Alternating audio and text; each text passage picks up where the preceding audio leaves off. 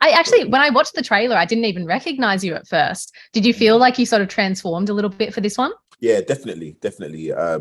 I think that's versatility has always been a thing. I think definitely I lean more towards being a character actor. I like not being myself. I like characters that, there will always be some through lines, but usually, mostly, I like a detachment, and this definitely gave me just that. And what was it that drew you to the project? The script was badass. Like, I think the script was written like too well. Kwame and Abby really killed it on this one. And I saw myself comfortably in this role. I at the time looked nothing like Brian, and was just like, okay, cool. I don't know how that's gonna happen, but I was like, okay, cool. I'm gonna get this. This is a role that challenges me as an actor, helps me get to work, to be able to portray such an interesting man, an interesting story. Do you feel added pressure knowing that it is a real person? Maybe more an added responsibility, kind of, okay, cool. This, as a lead actor of this is, I have to make sure I understand the symptoms of PTSD. I have to make sure I'm not screaming for no reason. I have to make sure I show the audience a softness, and then these two different sides to him. So you've got to think about all the stuff you need to do to make sure that you come on Zoom and say, I liked you in that. And how did you prepare for that role? Like, did you have to talk to people who had been in the same situation, or? It was actually a combination of things. It was that, then I was also talking to people who were related to the case, reading statements, documentation from that specific day. I guess the most interesting thing was getting to know Brian just as a man, because one thing I told Abby is that I want to get to know the man separate to what he did and what he went through on that day, because unfortunately the audience only get to live through that 24 hours with him. But I would rather let there be layers in that bank that people go, oh, I see that soft side. He's probably funny when he's just by himself, man. He's probably more relaxed. Like, so you can just get more of that human energy from him. That ending was heartbreaking and infuriating. How did you feel when you first kind of learned his story? I was definitely heartbroken and definitely infuriated by it. I was like, wow, like, first of all, how did I not know that this happened? And they still didn't pay back that money. And then I was reading the script. At the time, it was called 892. So, and I didn't understand it. I was like, why is it called 892? This is like a spy film? And then I got to the middle and she goes, how much do you want from the bank? He goes, $892. I'm like, what? And that just, it's gut-wrenching to find that out. But script. I just feel like Kwame just added some nuance to this that just made it such a connecting story. Are there any other real life people who you'd be interested in playing in the future? Real life people. I don't know if I have anyone on the list. Maybe, but I just want to be in a band of some sorts. Oh. I don't know what the band is, but maybe somewhere in Motown or something. Just Nat King. Okay, and can you sing? Have I missed this? I can learn. I'm one of them actors that will say, yeah, sure. Like when they were like, can you ride a horse? I was like, yeah, even though I had never been on one. I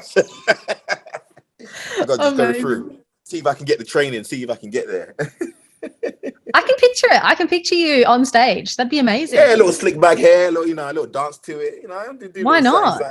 Yeah, I don't know who yet though. What about, is there anyone that you could picture playing you in a film? Oh my gosh. Anyone I can picture playing me in a film? I don't even know. I have no idea. That's such a good question as well. I'm so annoyed. That's the second good question I've got today. I've been like, it's so good, I actually really don't know. But someone black and British from the UK, he's got some charm and some chops. Yeah. Good hair. Very good hair, length, yeah. And what about, are there any other genres that you're keen to explore? Obviously, a lot of people know you from Star Wars, and then this film is very different as well to that. Are there going to be any rom-coms? Romantic comedies would be fun, with the right type of co-star. Kiki Palmer, come on, let's do something.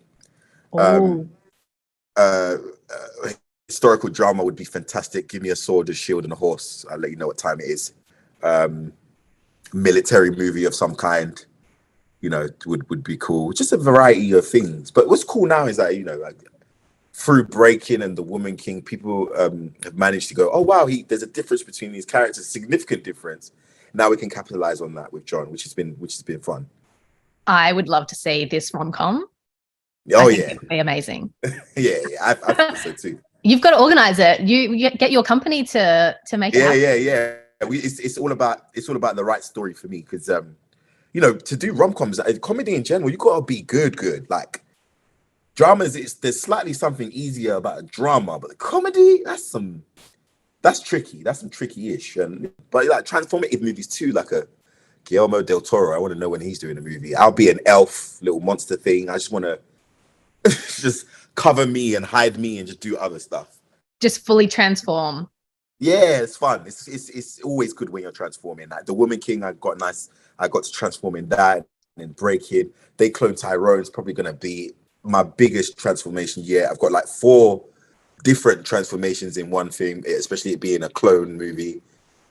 So transforming is just like my thing now, just like having fun with that. Amazing. And do you prefer doing like smaller projects versus like your Star Wars kind of bigger projects? No, I actually like all of them. Even during Star Wars, I even went back to do stage, you know, to do plays. So for Amazing. me, it's about, as an actor, your talent is your currency. You know, that's what you get to say, I want to be a part of this, that. If you have the skill set to be able to fill that different types of range. So I'm pushing myself and working with people who I feel like Catherine Bigelow, Steve McQueen's, bring out the best in my art. So I chase them, and then they have projects that a lot of them being indies and stuff, and I end up kind of falling and being into them.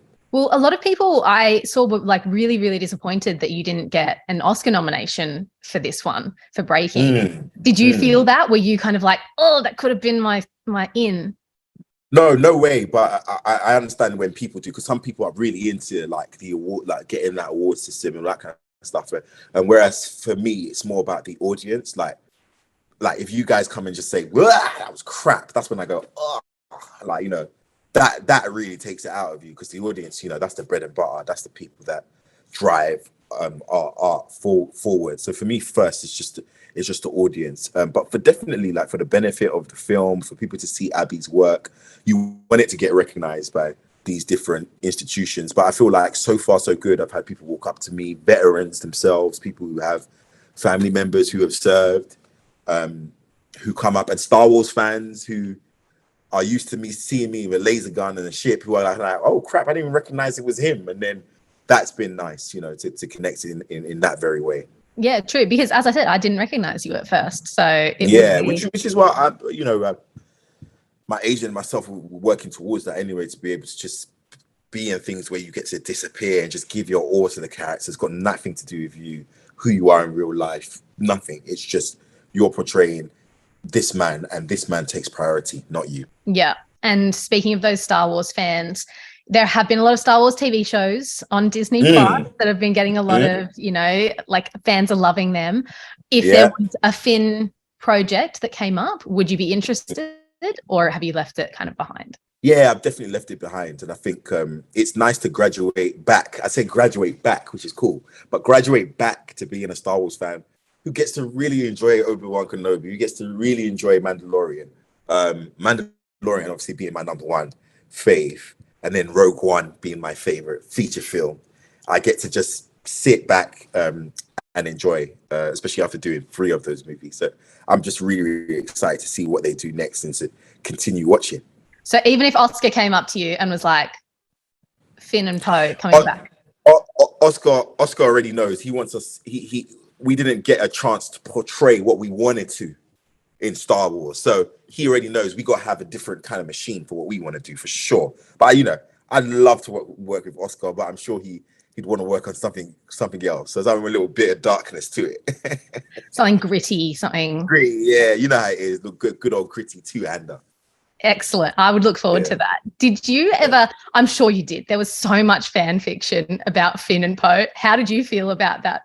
Me, Oscar was definitely more of a fan than me, because I just feel like sometimes they wouldn't get my body proportion right. I'm like, if you're going to do this, you might as well understand that my back is actually way more muscular than that.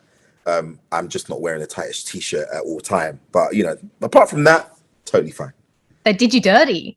Yeah, they did me dirty in some of them ones. I was like, damn, the angles, guys. The bum cheeks don't look like that. You need to arc it a little bit more. I can't believe they would do that to you. I know, but it was, you know, look, it's fans interacting with something that they love. it's harmless banter and fun. It was cool to see.